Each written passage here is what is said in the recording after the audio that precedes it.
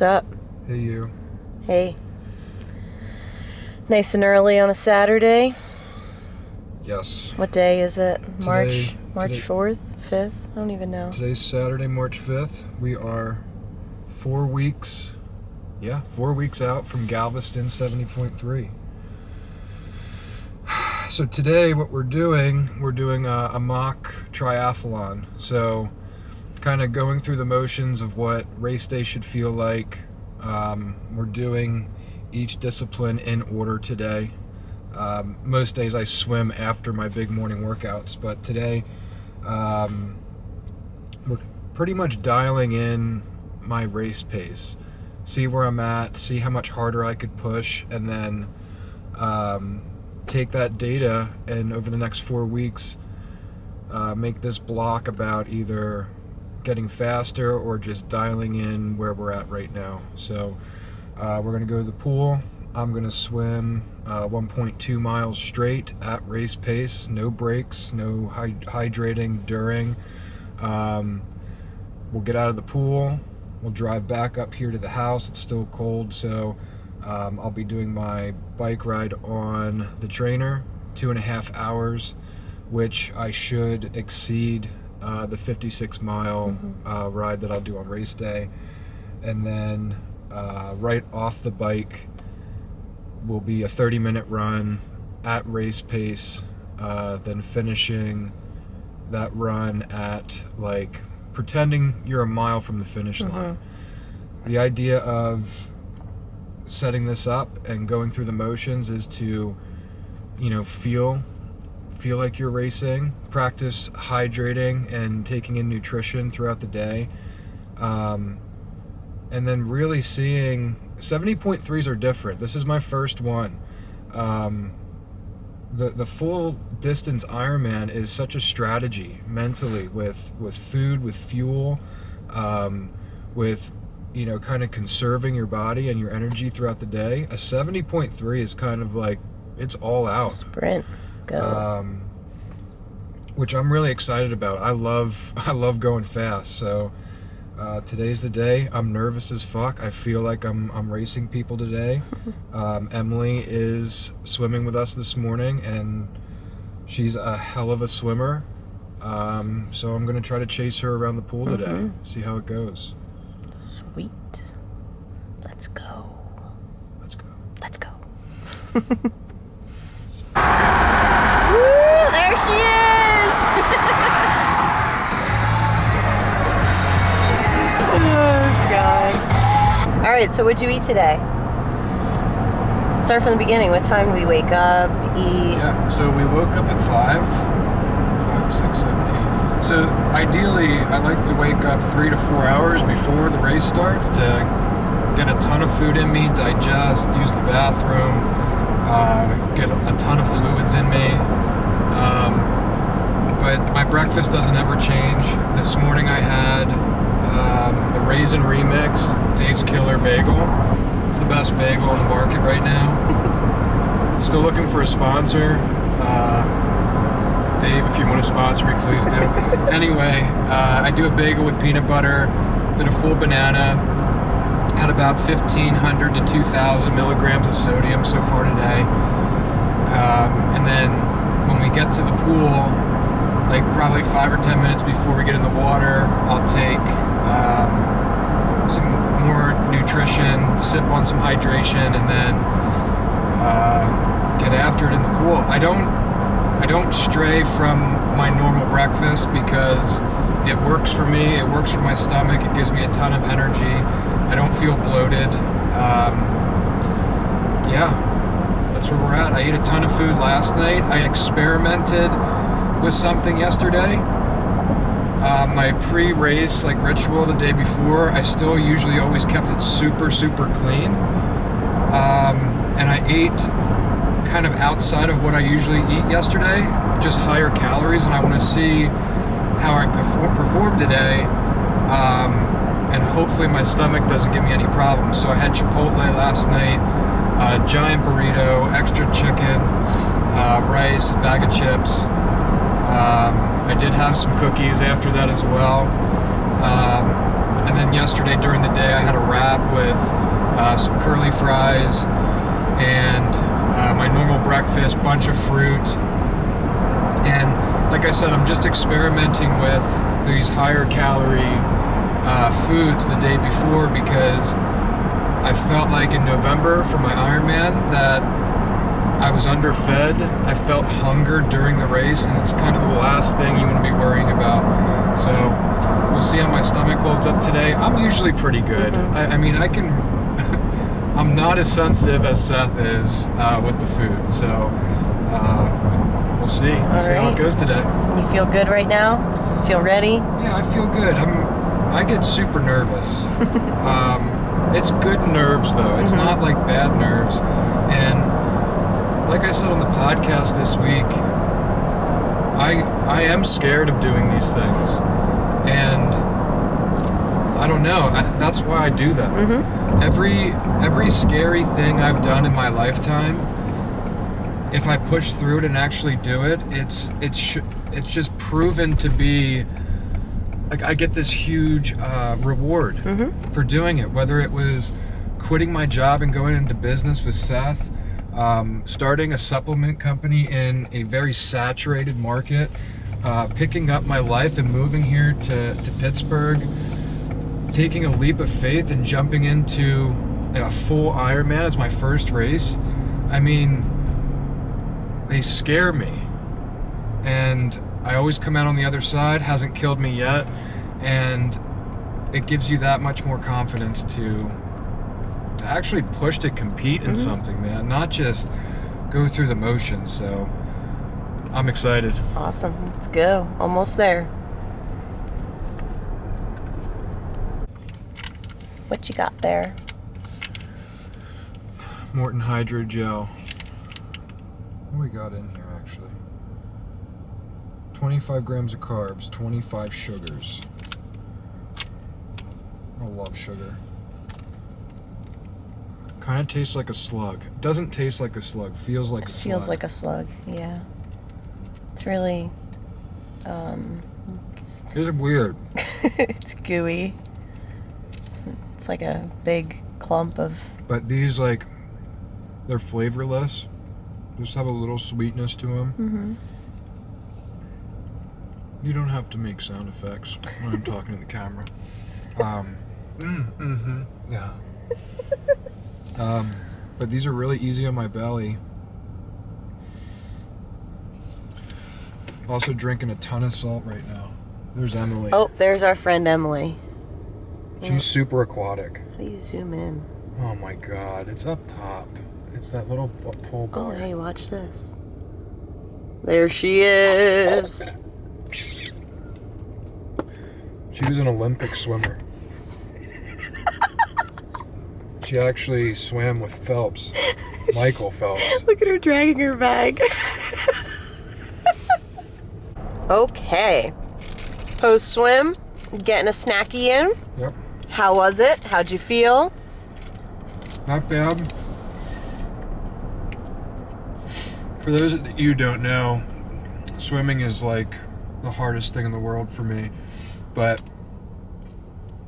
I was down in Austin 2 weeks ago meeting with Natasha, and just like her being able to see my form in person, able to correct me on the spot, and me really being able to put my mind to like a connection with my body. I've improved so much in the last 2 weeks as far as my form goes. That being said, I didn't know how today was going to work out, putting this new form, in place, and not really having the fitness for the new form yet. So to put it in perspective, I mean, I've never been really faster than a 140, 145 pace per 100. Then this past week, I started hitting like 125s, 128s in my sets of 100, which is insane for me because it felt smooth, it felt like a low effort, and I legitimately thought in my head that today I would be able to average like a 130 to a 135. So that's what I did. I swam it in 32 minutes and some change. It was a 133 133 average. I mean, it was a strong effort. Like, I gave it my all out there. But what I'm excited about is, this is why we're doing this today. I'm a month out, and I now have 4 weeks to really dial this in even more, which means I'm either going to get a little bit faster, excuse me, or this effort will just feel much, much easier, because honestly, if I got out of the water at this effort, I feel like I could get on the bike and feel great. So, goal in 4 weeks in Galveston, feel like I did today getting out of the water. And the other new thing we did, or have been doing, is circle swim. So me, you, and Emily all in a lane, kind of going after each other, sometimes kicking each other, touching, that's different too. Yeah, and that was one of the things we did when I was in Austin swimming with the NVDM team. I mean, some lanes had anywhere from 3 to 5 people per lane. And it's chaos, like it's sheer chaos, but that's what I'm training for. I mean, when I'm out there in open water, I feel current, I feel waves, I feel 3,000 other people around me. So getting in that environment, and it pushes you too. Before I would kind of settle into whoever's pace I'd be behind. Now, like when I come up on someone and I see that they are a slower swimmer than me, I can get to accelerate, I pass them, and you really get that experience, that race experience. And that's all we're after this year, is for me to gain some serious experience and being comfortable with racing and trusting my fitness, man. I put in the work every fucking day. You guys see it. I don't take days off. I give it my all. I need to be confident now in that effort and put it to the test. So we're done. I'm having a snack, Nature's Bakery. Hopefully going to be one of their new ambassadors here coming up. Having a snack. I'll get home. I'm going to change into my tri kit. Again, just feeling every aspect of the race environment. And I'll see you guys on the bike. Let's go.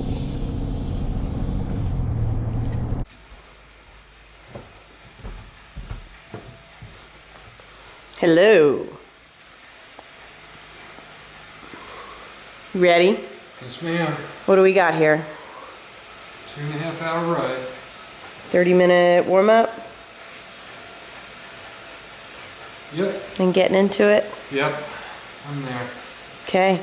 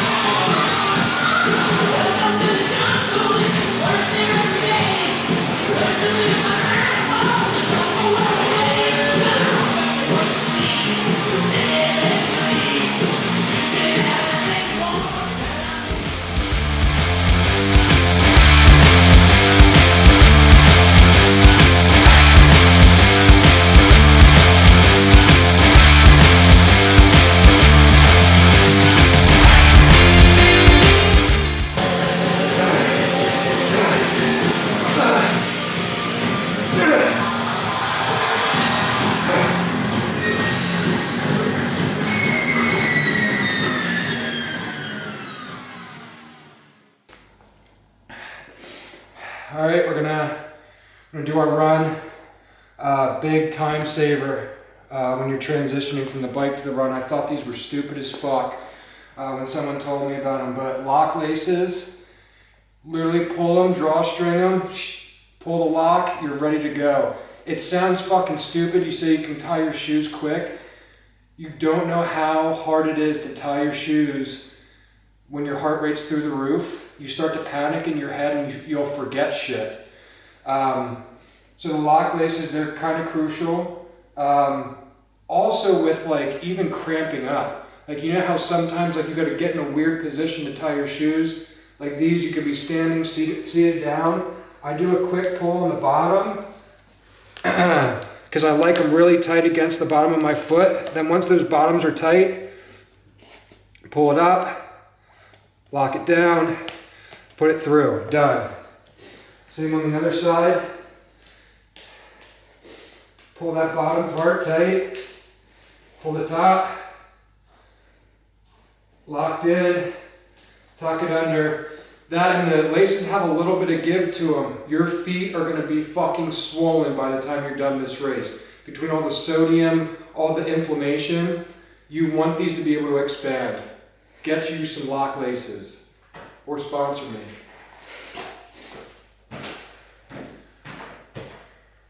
All right, we're starting the run. This man just got done, hit 56 in 2:30. Goal for this run, match my heart rate off the bike, which my 70.3 heart rate is 155 to 160, somewhere in that range.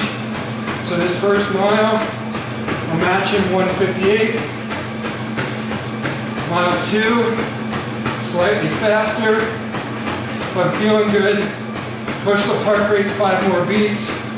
Mile 3, pretend I'm a mile from the finish line, everything I got. Then the duration, your goal is a 30-minute run, nice and easy at the end, just to kind of like soak in the day, celebrate a little bit, so. And how do you feel right now running? Feel pretty good, a little stiff, right knee feels a little fucked. Almost a half mile in, it'll get better. Usually after that first mile, legs, like all that blood builds up. You know, like if you have an intense leg day, you're doing like, you know, leg extensions, your quads, your hamstrings, they get like full of blood. As soon as you get off the bike, get the run going, that blood moves around, flushes them out, that lactic buildup kind of goes away. And right now, I nailed my nutrition and my sodium on the bike. So now, it's just maintenance, hydrating, instead of being behind, trying to catch up. So right now, we're at a 7-minute pace. I'm gonna turn it up to my half marathon pace is 6:30. That's my goal, to nail a 6:30 pace for 13.1 after a 56-mile ride. Okay. This is my year. Let's go. Let's do it. Finish strong.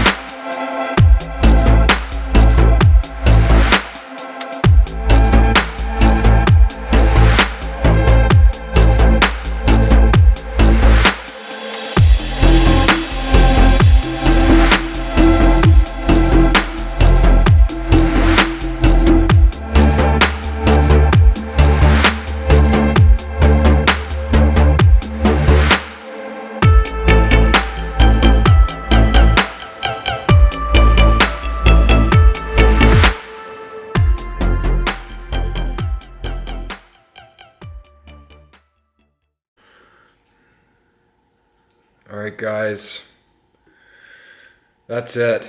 We did it.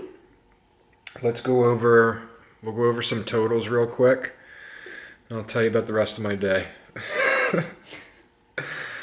All right, so we did 2,100 yards in the pool this morning, so 1.2 miles in 32:24. That's a 132 per 100 average pace.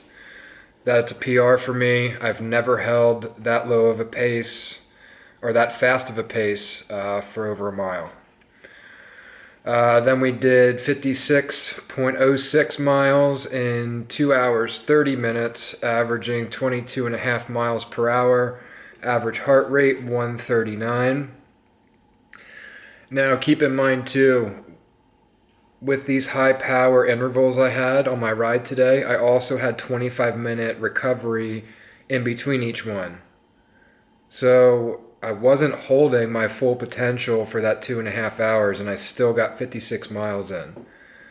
So translate that to outside, perfect conditions, me hammering the same power. I mean, this could very well be a 215, 220, 56 miles, which is going to put me way ahead on what I want to do in Galveston, which is a well under 5 hour 70.3. Then off the bike, like I said, plan was to match my heart rate right off and then descend my miles. That's what we did. Mile 1 was 7:17, mile 2 was 6:35, mile 3 was 6:24, and then I finished the 30-minute run at like a 7-minute average. So I did 4.5 miles in 30 minutes 47 seconds at a 6:51 minute per mile pace, average heart rate 145. So let's talk about how I felt. I was pretty fatigued after the pool this morning. That I've swam very hard. I probably swam at an 85 to 90% effort. It should be an 80% effort, so we're going to work on that. The bike, I got on the bike and my legs felt shitty. They were tired, they were fatigued, my calves were sore. So what I focused on was keeping my cadence up, following the power plan that we had in place, and staying ahead with my nutrition. I overconsumed probably today, but I think I really needed it because of all the fatigue. So to put it in perspective, I had 6 bottles while I rode. Each bottle had about 50 grams of carbohydrates, about 800 milligrams of sodium per bottle. I had 3 power gels, a chewy bar, chocolate chip, a fig bar, and a whole bottle of plain water. And then I was ripping that base salts as well, like every 5 miles on the bike. So the plan is to get all my nutrition and hydration squared away on the bike, because you're on there for the longest portion of your day. So then when you get to the run, it's just kind of maintenancing your run instead of like really having to chug fluids and eat a lot of things that are going to irritate your stomach. So that's what I did for that 30 minutes. I took little sips. I didn't need much because I was already overly fueled. I didn't completely deplete myself on the bike. So I felt really good on the run. As soon as I started running, my legs fleshed out, and I had a really strong finish. I could have kept going. And that's really the goal here when you're training and not racing. In training, you should always finish as if you could have still done more, right?